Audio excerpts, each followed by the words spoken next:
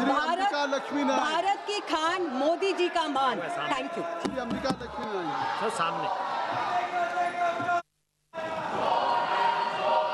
Thank you, Honorable Chairperson, sir. I rise to speak on the Mines and Minerals Development and Regulation Amendment Bill 2025. In the last 10 years under the NDA government, under the leadership of Sri Narendra Modi ji, India's mining sector has been strong and sustained growth. Since 2015, 385 mineral blocks have been auctioned with 50 mines already in production. Iron ore production more than doubled from 129 million tons in 2014-15 to a record 289 million tons in 2024-25.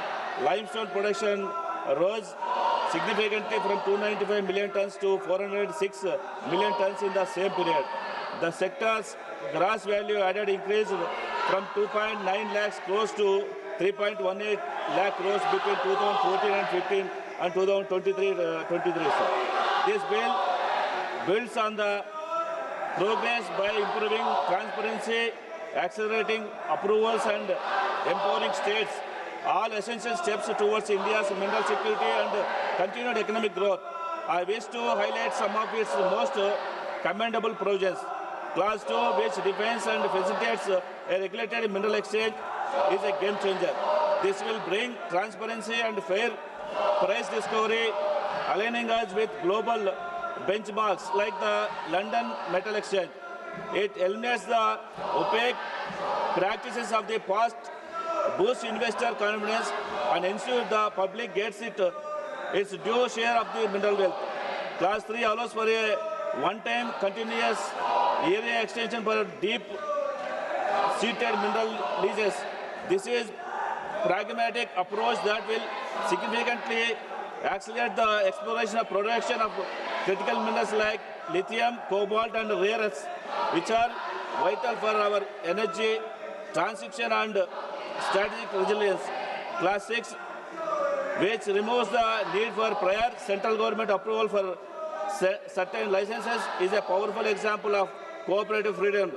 By empowering states that provisions seamless, the licensing process reduces red tapeism and enables faster operationalization of mines. This is a win for both state revenue and the national goal of a mineral self-sustainability. Turning to my home state, Andhra Pradesh, while the central government has been driving progressive reforms, unfortunately our state mining sector has faced severe setbacks in the last 5 years. Kindly conclude. Please kindly conclude. The previous government suffered setbacks in the last 5 years. The previous administration so-called freestand policy was discharges. It resulted in the widespread environmental destruction, including degradation and led to an estimate loss of near about 7,000 crores. But today, under the dynamic leadership of our new Chief Minister, our Sri Nara Chandrababu Naidu Garu, things are finally turning around. We are bringing transparency back. Our new minor mineral policy 2025 will resolve nearly 1,900 pending cases through a one-time settlement scheme. By reviving the first-come, first-served policy for minor minerals, we are encouraging new... Your point is already well taken. Kindly conclude. Sir, please. Sir, in Andhra Pradesh and other states, royalty and limestone is based on mining quantities, sir. But proximity of limestone mines to cement plants makes accurate estimation difficult. One second, sir. Leading to revenue losses, sir. To address this, royalty can be changed on a pro rata basis on cement production, calculated from the limestone required to manufacture. Please kindly conclude. So this method will... kindly conclude. So one second, sir. This method will simplify monitoring, improve transparency and ensure the state gets the rightful revenue without relying solely a direct mine output measurements. So clinker and fly ash are sometimes mixed to make bricks. You have already spoken. Your point has been well taken. Murthy.